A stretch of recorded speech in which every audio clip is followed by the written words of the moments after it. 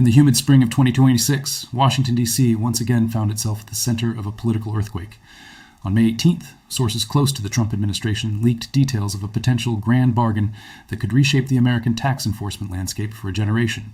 President Donald J. Trump, fresh from his triumphant return to the White House, was reportedly willing to drop a massive $70 billion lawsuit against the Internal Revenue Service, filed on behalf of thousands of taxpayers allegedly targeted during the Biden years, in exchange for the creation of a $3.4 billion federal compensation fund. The fund would aim to reimburse individuals, businesses, and organizations who claimed they had been subjected to politically motivated audits, penalties, and investigations between 2021 and 2026. This was not merely a budgetary maneuver or a legal settlement. It was theater on a national scale, a symbolic reckoning with the weaponization of government institutions. Critics on the left decried it as a dangerous precedent that would cripple the IRS's ability to collect revenue from the wealthy. Supporters on the right hailed it as long overdue justice for ordinary Americans who had been caught in the crosshairs of what they called the Biden deep state. As negotiations intensified behind closed doors on Capitol Hill, the proposal laid bare the deep fractures in American trust in its fiscal guardians. The roots of the $70 billion lawsuit stretched back to the chaotic final months of the Biden presidency. In late 2024, as polls showed Trump surging, a coalition of conservative legal organizations, including the newly energized Freedom Tax Defense Fund and the America First Legal Foundation, began documenting what they described as a systematic pattern of selective enforcement. Whistleblowers from within the IRS emerged with internal memos, email chains, and performance review documents suggesting that audit targets were disproportionately conservative political donors, pro-life organizations, fossil fuel companies, and parents' rights groups. One particularly explosive leak involved a 2023 directive allegedly prioritizing reviews of taxpayers who had donated to election integrity causes or who had criticized COVID-19 mandates. By early 2025, after Trump's inauguration, the Department of Justice under Attorney General Matt Gaetz launched formal investigations. Thousands of affidavits poured in. Small business owners in red states claimed their audits coincided suspiciously with public criticism of the Biden administration. Religious nonprofits reported sudden scrutiny of their tax-exempt status after hosting events on traditional family values. Tech entrepreneurs who had funded conservative PACs spoke of multi-year audits that drained their legal budgets.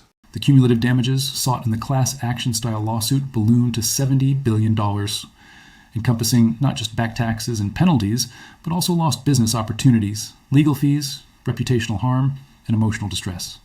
The lawsuit itself was a masterpiece of aggressive litigation strategy. Filed in the U.S. District Court for the Southern District of Texas, a jurisdiction known for conservative leanings, it argued that the IRS had violated the Equal Protection Clause, the First Amendment, and various provisions of the Administrative Procedure Act. Expert econometric testimony purported to show statistical anomalies. Conservative-leaning zip codes faced audit rates 2.8 times higher than comparable liberal ones, adjusted for income. Former IRS Commissioner Daniel Werfel was named personally in some filings, accused of fostering a culture of politicization. Yet the case was never straightforward. The IRS, under new leadership appointed by Trump, defended itself vigorously at first, arguing that any disparities were the result of data-driven risk modeling rather than political bias. High net worth individuals and large corporations had always been audit targets, they contended, and many conservative causes happened to overlap with wealthier demographics. Career civil servants warned that dismantling enforcement mechanisms would lead to massive revenue shortfalls, potentially adding trillions to the national debt over a decade. Enter the proposed settlement. According to leaks from senior White House officials, Trump was open to dismissing the lawsuit with prejudice if Congress authorized a $3.4 billion victim compensation fund, modeled loosely after the September 11th Victim Compensation Fund, or the BP Deepwater Horizon settlements. The fund would be administered by an independent board including representatives from both parties, tax law experts, and civil liberties advocates. Claims would be reviewed based on evidence of selective prosecution with tiers of compensation, full reimbursement of penalties, plus interest for clear-cut cases, partial awards for gray area situations, and nominal payments for those who could demonstrate chilling effects on their speech or association. The $3.4 billion figure was carefully calibrated. It represented roughly 5% of the total damages sought, a pragmatic compromise that acknowledged the difficulty of proving intent in every case while providing meaningful relief. Proponents argued it would be funded through clawbacks from Biden-era discretionary spending reallocations and enhanced collections from non-political high-risk audits going forward. Opponents, particularly Senate Democrats, called it a slush fund for Trump allies that would set a precedent for future administrations to raid the Treasury whenever political winds shifted. As the proposal gained traction, personal stories began dominating the media cycle. Take the case of Elena Ramirez, a fictionalized composite drawn from multiple real-world inspired accounts circulating in 2026. Ramirez owned a chain of family restaurants in Arizona. After her business donated to a border security advocacy group in 2022, the IRS flagged her for a comprehensive audit covering 7 years. Auditors questioned legitimate business expenses like employee training on food safety and community sponsorships. The process dragged on for 26 months, costing her $180,000 in legal and accounting fees. Her revenue dipped as banks grew wary of lending to an audited entity. Under the proposed fund, Ramirez stood to recover most of her direct costs, plus a multiplier for demonstrated economic harm. Or consider Dr. Marcus Hale, a prominent evangelical leader whose megachurch in Georgia faced revocation threats over its tax-exempt status after hosting voter registration drives framed as biblical citizenship seminars. The church spent nearly $2 million defending itself. Hale's story became a rallying cry in conservative circles, symbolizing the broader cultural war over religious liberty intersecting with tax policy. These narratives fueled public support. Polling in mid-May 2026 showed 58% of Americans favoring some form of compensation for proven overreach, though support split sharply along partisan lines, 82% of Republicans versus 31% of Democrats. Independent voters were swayed by the sheer volume of documented cases, many validated through Freedom of Information Act releases and congressional hearings. The negotiations were intricate. House Speaker Mike Johnson pushed for broader reforms, including mandatory transparency in IRS audit selection algorithms and term limits for senior enforcement officials. Senate Majority Leader Chuck Schumer countered with demands for ironclad protections against future Republican revenge funds. Trump, ever the dealmaker, tweeted cryptically, "The IRS has been a weapon for too long. Time to make it fair again. Big settlement coming if they play ball. America first." Legal scholars debated the constitutionality. Some argued that creating such a fund via legislation would be well within Congress's spending power under Article 1. Others warned of separation of powers issues if it effectively nullified ongoing judicial proceedings.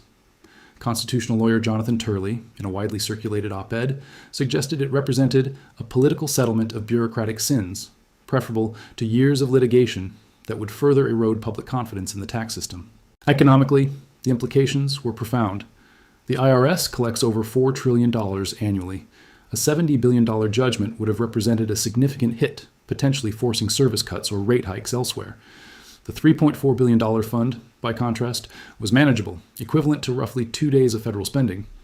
Supporters claimed it would boost economic confidence, encouraging investment and entrepreneurship among those previously chilled. Skeptics pointed to scoring from the Congressional Budget Office, projecting minor long-term revenue losses if audit vigor declined. Broader questions emerged about the nature of tax administration in a polarized democracy. The IRS has historically enjoyed a reputation for impartiality, but trust had eroded steadily since the lowest learner targeting of conservative groups in the 2010s. The Biden era, with its Inflation Reduction Act infusion of $80 billion for enforcement, much of which was later repurposed or clawed back, amplified fears of an empowered agency acting as a political enforcer. Progressive critics noted that wealthier taxpayers, often conservative, naturally face more scrutiny, and that focusing on Biden-era targets ignored similar complaints from left-leaning groups during previous administrations. Yet the asymmetry in scale mattered. Data from the National Taxpayer Advocates reports, amplified in 2025 hearings, showed audit rates for EITC claimants, often lower income, were high, but resolved differently than those for large donors. The perception of two-tiered justice, leniency for Hunter Biden's tax issues contrasted with aggression toward Trump associates, fueled the outrage. As May 17, 2026 dawned, the deal remained fluid. Trump hosted a closed-door meeting with bipartisan tax writers, reportedly offering concessions on green energy tax credits in exchange for fund approval. Vice President J.D. Vance publicly framed the issue as restorative justice. "For years they told us the system was fair. The American people know better. This fund isn't about revenge, it's about repair." Public discourse exploded across platforms. Conservative commentators celebrated the potential end of IRS terrorism. Liberal voices warned of a slippery slope toward defunding essential government functions. Think tanks released dueling white papers. The Heritage Foundation projected $15 billion in economic growth from restored confidence. The Center for American Progress countered with estimates of $8 billion in lost revenue from reduced compliance. Delving deeper into the mechanics, the proposed fund would require claimants to waive certain future litigation rights, streamlining resolution. An appeals process involving retired federal judges was suggested to ensure due process. Funding mechanisms included a small surcharge on corporate tax shelters uncovered in future audits and reallocation from underperforming Biden-era green initiatives. Privacy protections were paramount. Claims processing would use anonymized data where possible to prevent further targeting. The human element remained central. Beyond high-profile cases, thousands of mid-level professionals, accountants, lawyers, small manufacturers, had stories of sleepless nights, strained marriages, and diverted resources. One anonymous submitter to the Freedom Tax Defense Fund described selling family heirlooms to pay audit-related bills after his home-based consulting firm was flagged for suspicious deductions related to home office expenses incurred during remote work mandates. Internationally, allies and adversaries watched closely. European finance ministers expressed concern over U.S. fiscal stability, while authoritarian regimes mocked American hypocrisy on rule of law. Yet domestic healing, or at least catharsis, seemed the priority. Critics rightly noted implementation challenges. Verifying political motivation without exhaustive discovery risked arbitrary awards. False claims could proliferate. Administrative costs might consume 15-20% of the fund. Supporters responded that independent oversight, clear evidentiary standards, such as temporal correlation with protected activities plus disparate treatment, and sunset provisions would mitigate risks. Philosophically, the proposal forced a confrontation with foundational questions. What does fairness in taxation mean in a republic? Is the power to tax truly the power to destroy, as Chief Justice John Marshall warned? Can a bureaucracy insulated from electoral accountability ever be fully neutral? The Trump administration positioned the deal as a course correction, not a purge, strengthening the IRS through reform rather than abolition, a position some hardline conservatives criticized as insufficiently radical. As negotiations continued into the evening of May 17th, the nation held its breath. Pundits speculated on linkage to debt ceiling talks or appropriations bills. Trump, in characteristic fashion, kept options open, signaling flexibility while maintaining leverage through the ongoing lawsuit. This moment represented more than a financial transaction. It was an attempt to restore faith in the institutions that fund the world's most powerful nation. Success could pave the way for comprehensive tax code simplification, reducing the very complexity that enables selective enforcement. Failure might entrench division, with future administrations mirroring the tactics. In the end, the proposed exchange encapsulated the Trump era's blend of pragmatism and populism. Dropping a $70 billion claim for $3.4 billion in targeted relief was classic deal-making, minimized government exposure while delivering tangible wins for the base. Whether it healed or further polarized remained to be seen. But on this spring day in 2026, the conversation had shifted from abstract grievances to concrete remedies. The American experiment, ever turbulent, continued its search for equilibrium between power and accountability.